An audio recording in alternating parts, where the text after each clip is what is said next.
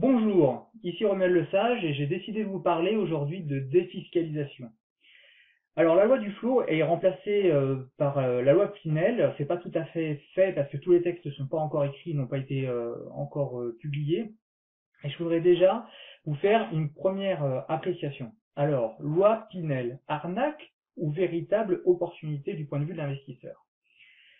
J'ai décortiqué cette loi pour vous, j'y ai passé plusieurs heures, j'ai regardé ça en profondeur, j'ai fait des calculs, j'ai fait des simulations avec mes tableurs Excel, j'ai essayé de comprendre les tenants et les aboutissants, j'en ai discuté avec des professionnels, j'ai essayé de voir ce que ça pouvait donner.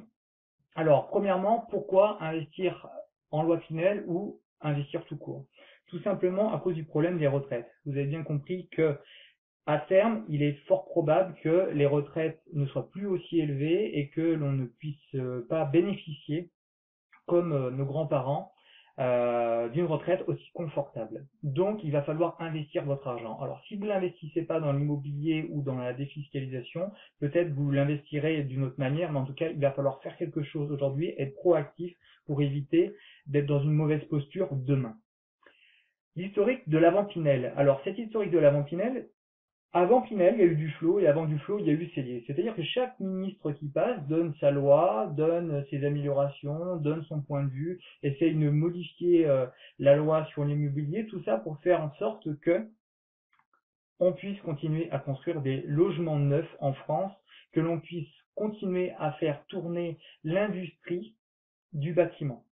Donc, il y a la construction des loyers sociaux ou des loyers encadrés, et faire tourner l'industrie du bâtiment, du secteur bancaire, les notaires, les taxes, la TVA, tout ça doit continuer à tourner pour que l'État puisse faire rentrer de l'argent, faire payer des impôts, faire en sorte de récupérer l'argent là où il peut l'investir. Donc quelque part on vous donne quelques milliers d'euros sur vos investissements immobiliers et lui il récupère quelques dizaines de milliers d'euros en TVA, en taxes notariales, en taxes ceci, en impôts cela. Donc ne vous inquiétez pas, tout ça c'est pour une très bonne raison et ce n'est pas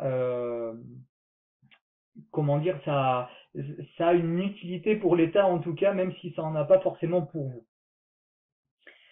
Ensuite, la loi Pinel c'est pour qui? La loi Pinel c'est d'abord pour ceux qui n'ont pas le temps d'investir. C'est pour ceux qui n'ont pas le temps de faire les recherches. Typiquement, c'est la personne qui travaille 40, 50 heures par semaine, qui a une vie de famille à côté, ou qui n'a pas envie de faire des recherches comme le font les investisseurs dans l'ancien. Ces personnes-là, si en plus elles ont des impôts, elles vont devenir très intéressées par la loi Pinel. Parce que si vous payez des impôts, que vous n'avez pas la motivation ou pas le temps d'investir dans l'immobilier de manière classique, dans ce cas-là, la loi Pinel, c'est pour vous. Par contre, la loi Pinel, ce n'est pas pour les personnes autodidactes qui prennent le temps d'investir dans l'immobilier, qui font les recherches, qui vont sur le bon coin, qui traquent la bonne affaire, qui essayent de trouver le good deal. Parce que, en loi Pinel, il n'y a pas réellement d'autofinancement. Donc, les investisseurs qui cherchent pour eux-mêmes, qui prennent le temps de chercher, c'est pas là-dedans qu'ils vont s'engouffrer parce que ça va pas les intéresser. Eux, ils recherchent un autofinancement avant toute chose. Et puis, il y a autre chose, c'est que les prix de revente, vous avez acheté un bien très aisé, au mieux, vous allez le revendre au même prix. Vous allez peut-être pas avoir plus-value à payer parce que vous n'allez pas faire plus-value. Vous n'aurez pas de taxe sur la plus-value, je veux dire, parce que vous n'aurez pas fait de plus-value. Et donc ça peut être un point positif si on voit ça d'une certaine manière. Mais vous risquez aussi de revendre peut-être légèrement moins cher. Un avantage encore de la loi Pinel, c'est que vous n'allez pas avoir de travaux parce que les biens sont neufs. Donc les travaux, vous allez en avoir beaucoup moins. Vous n'allez pas le faire de ravalement de façade au bout d'un an. Si le produit a été livré en 2014, vous n'allez pas faire un ravalement de façade. Tout est neuf. Donc ça c'est le gros avantage. Vous n'avez pas quelque part, vous n'avez pas à gérer, vous n'avez pas à vous en occuper. Et ça c'est quand même un sacré avantage. Ensuite, un petit résumé de la loi Pinel. Petit résumé très succinct, je ne suis pas rentré dans les détails. La loi Pinel, vous pouvez avoir jusqu'à 6 000 euros de réduction d'impôt sur le revenu. C'est-à-dire que si vous avez 6 000 euros d'impôt sur le revenu, Eh bien, la loi Pinel peut vous les prendre et vous les enlever, et vous n'aurez plus à les payer. En gros, ces 6 000 € d'impôts vont être réorientés et réinvestis dans votre nouveau bien, réinvestis dans l'économie de l'immobilier, réinvestis dans l'économie bancaire, notariale et ainsi de suite, et pour faire tourner la machine financière de l'État.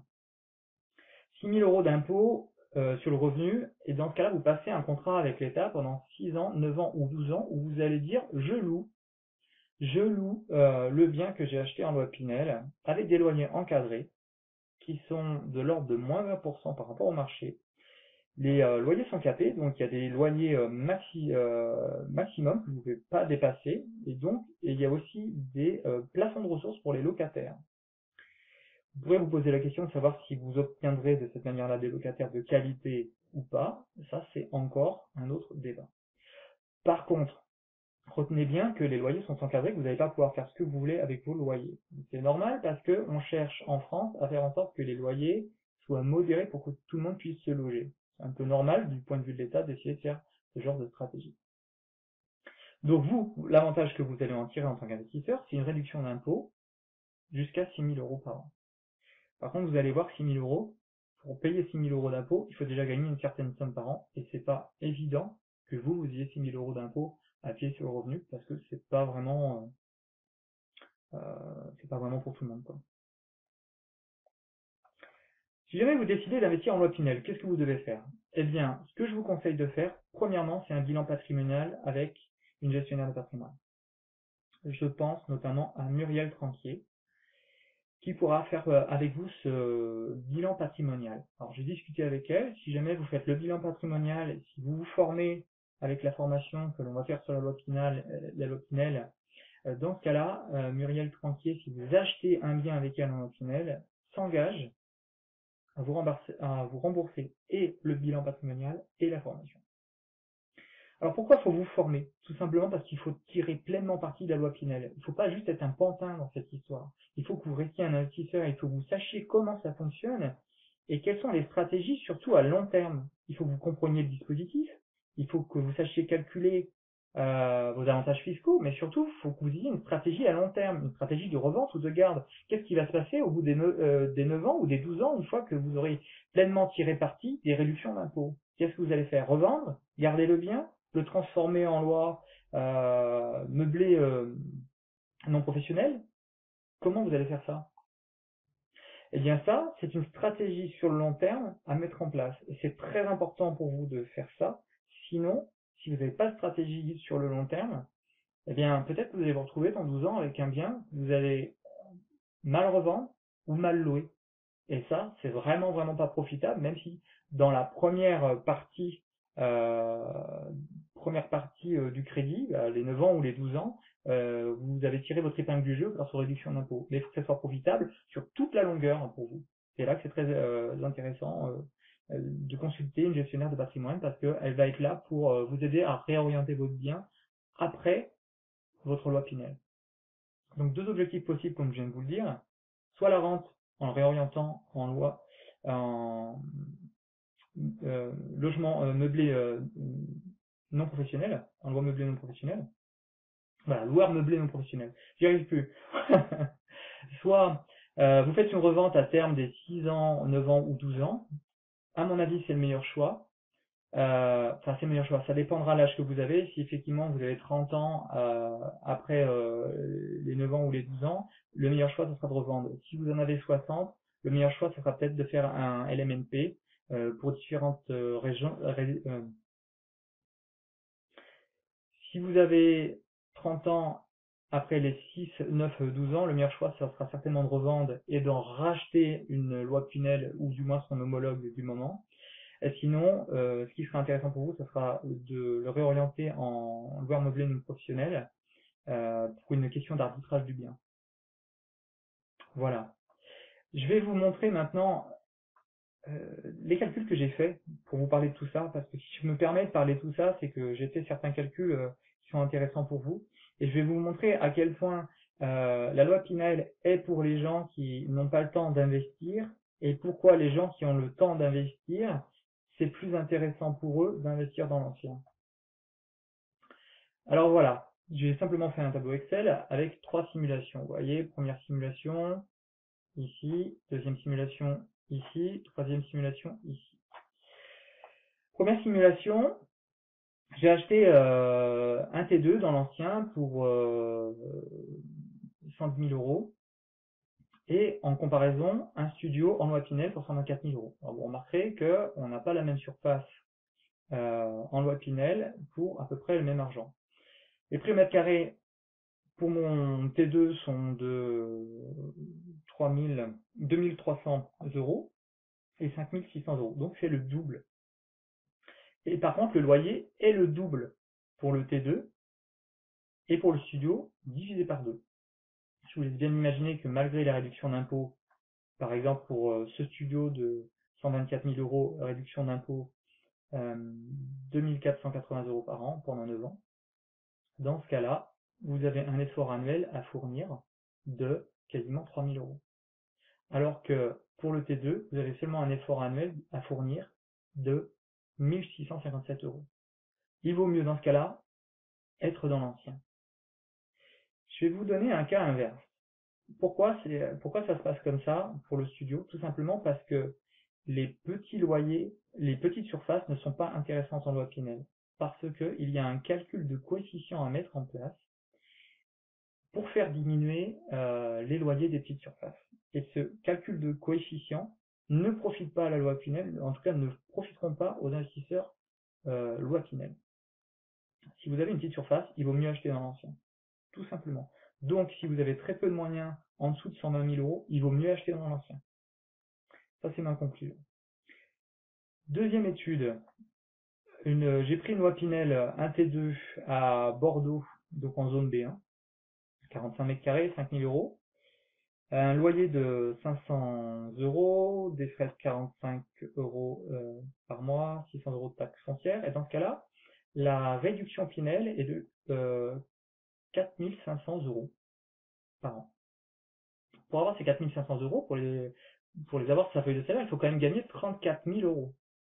Si vous gagnez 34 000 euros, vous aurez normalement 4 500 euros si vous êtes célibataire, vous aurez normalement 4 500 euros à payer. Et là, si vous achetez un bien qui vaut 228 000 euros, vous pourrez obtenir la réduction Pinel de 4 500 euros.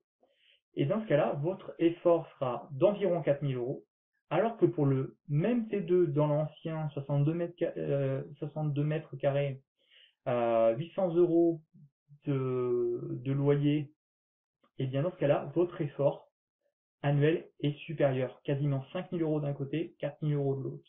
Donc là, dans ce cas-là, la loi Pinel est favorable.